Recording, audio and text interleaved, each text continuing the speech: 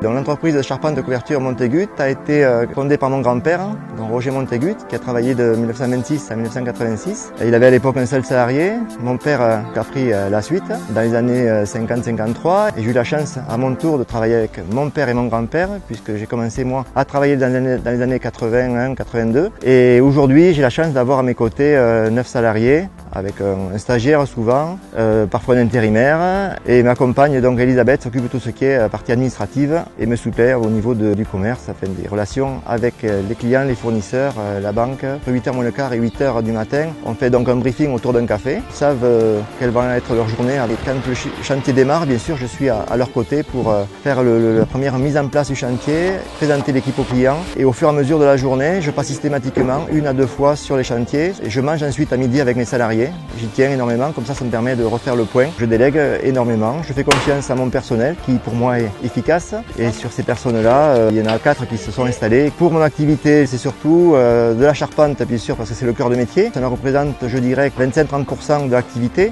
Dans la couverture, c'est plutôt de la restauration de demeures anciennes puisque la partie neuve se minimise et l'autre partie c'est la zinguerie et l'isolation. Enfin, l'entreprise travaille, on va dire, sur un rayon de 15 à 20 km et j'ai la chance de travailler surtout sur Mirande. Donc j'ai eu la chance de faire entre autres la halle, les bâtiments annexes à la mairie, le cinéma.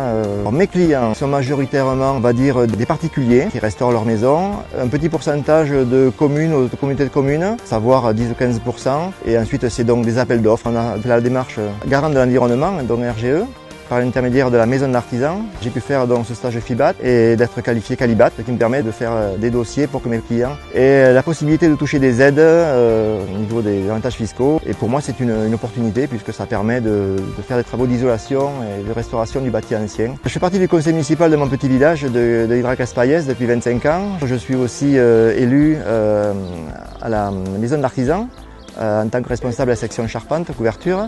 Également, je suis élu à la Chambre des métiers et je m'occupe aussi avec le professeur de charpente parfois de soit prêter du matériel, soit comme je vais faire demain, être avec les jeunes en formation pour tracer des bois de charpente. Il s'agissait d'une famille de l'île de Noé dont l'enfant avait de gros soucis d'handicap et la maison n'était plus en rapport avec sa mobilité. Et en grandissant, il fallait que la maison soit aménagée. Ça a été une action qui a été menée par Aide et Handicap 32, avec plusieurs artisans. On s'est donc réunis. Les fournisseurs nous ont aidés pour tout ce qui était des matériaux. Et bénévolement, on a réussi à mettre en œuvre et la charpente, la couverture et la zinguerie. Et les garçons l'ont fait le vendredi après-midi, puisque c'est le jour où on ne travaille pas. Ça a été vraiment que du bonheur de rendre service à cette famille.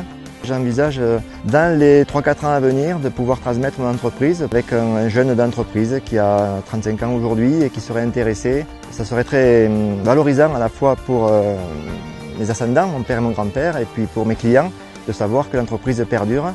Grâce à la Chambre de métier aussi, puisque M. Dachou s'est impliqué et m'a donné quelques orientations. Ma passion, c'est donc l'aviation. J'ai fait du deltaplane. Du deltaplane, je suis passé à l'ULM pendulaire. Et au fur et à mesure des 30 années qui ont évolué, les machines sont devenues plus performantes et j'ai la chance aujourd'hui d'avoir une machine qui me permet de me déplacer avec mes amis de l'aéroclub local sur les 500 à 800 km autour d'Hydrac. J'offre régulièrement aux associations locales des baptêmes de l'air et entre autres j'offre à mes clients chaque fin d'année la photo de leur maison une fois que le toit a été refait. Pour réussir, il faut certes la négation, du courage, du travail.